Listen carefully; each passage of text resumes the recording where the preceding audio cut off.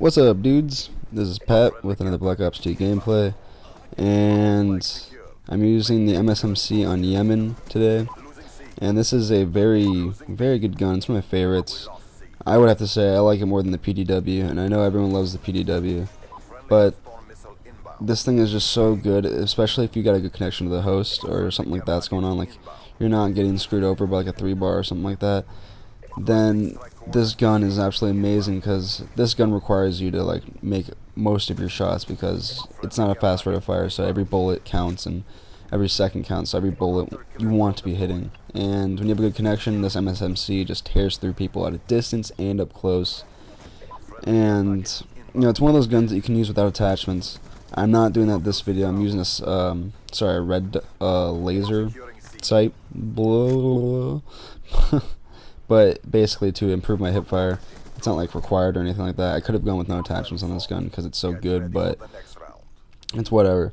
And I thought it'd be appropriate to talk about the new DLC, since we're mentioning what I feel like is an OP weapon, and I'll explain why it's relevant in a sec. But first, before I get into the chunky, meaty part that I wanted to talk about of the DLC, I will quickly mention what the maps are, because there actually has been a promo or promotion, whatever you want to call it, by David Vonderhaar and another developer, like an official one. Because before we just saw like a picture of some poster that someone found, and it was accurate. And so there's an actual promotion. I'll put that the link for that video in the description of this one. And well, I'll give you a brief on it. The maps are called Downhill, Hydro, Mirage, and the last one is Grind. Yes. Hydro, there's like water that rushes through under the map. If you're under there, you'll die. And I know Grind's like an skate park. I don't know a whole lot about the maps. It's not really a big deal. You know, it's everywhere. You'll be able to find out. It's not really a big deal, and once it's out, you'll know. But the thing I really want to talk about was the new SMG. And I wasn't sure if it'd be for zombies or if it'd be for multiplayer when I heard about it for the first time. And it is official that it is for multiplayer, and that might also mean that it's in zombies too. But the point is that it is in multiplayer, not just zombies or something like that, which is awesome, because everyone's been waiting for like a DLC with a new gun in it. But I just have like a minor-ish, actually I shouldn't say it's minor, but it's just I'm still skeptical about the whole idea that they're going for right now, because the other developer, I'm not sure what his name is, and you can see the video when you look at the description, but so not Vonderhaar, but the other guy, he described it as a hybrid of an SMG and an assault rifle.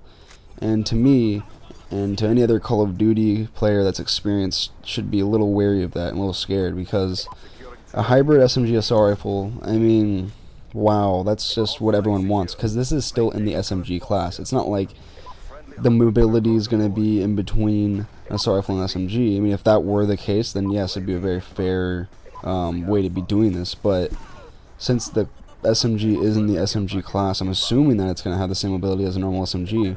And if it's considered a hybrid SMG assault rifle, that's a very scary thing, because the MP7 Pomper 3, you know, I bet you could call that a hybrid SMG assault rifle, just because it had such versatility. Like, you can move really fast and you can pick people off really far away. You know, that's what I'm talking about. And I have a hard time not calling this MSMC a SMG assault rifle. I mean, how do you not call this thing an SMG assault rifle? You can pick people so far away with this gun, and they're not even willing to call this gun that. I mean, the Peacemaker, it just sounds extremely scary. And it's not even necessarily a bad thing to be having an OP gun in the game, because you've had the MP40 from World at War, you've had the MP7 from Modern Warfare 3, and you know, it wasn't like a terrible thing. It didn't break the game completely, it didn't ruin everything. But what is unique in this situation is the fact that this is downloadable content that you have to pay for. And I just really hope Treyarch isn't taking the greedy route of requiring you guys to pay for a gun that's absolutely better than every other gun. Because if that's the case, then, you know, it just seems like they're forcing you to buy this rather than like making you want to buy it. Because if you can't enjoy the game because everyone's running out with Peacemakers and just destroying everyone's face, and you can't do that, then you're really going to be tempted to buy it. and I really hope they didn't do that kind of thing with that in mind.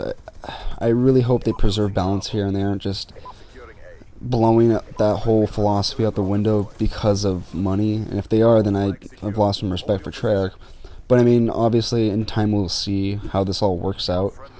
And you know, that's pretty much all I want to talk about was the idea of this new DLC weapon pack and or just weapon. And yeah, we'll see how it turns out. I'll probably talk about it in another video once it's out. It doesn't come out till the 29th.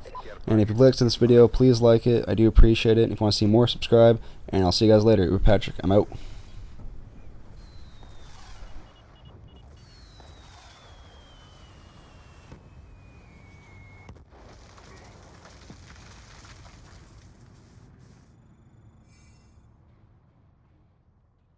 You will be rewarded for your loyalty.